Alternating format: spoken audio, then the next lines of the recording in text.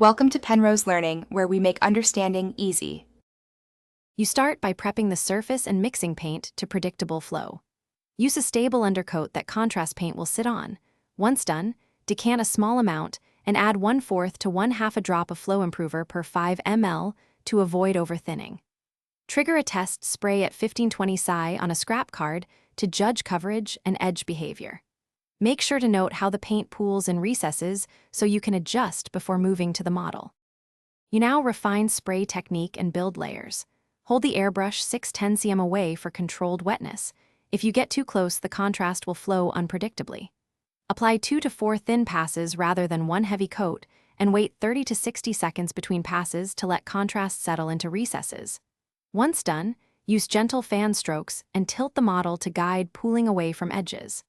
This method preserves highlights while letting pigments shade naturally.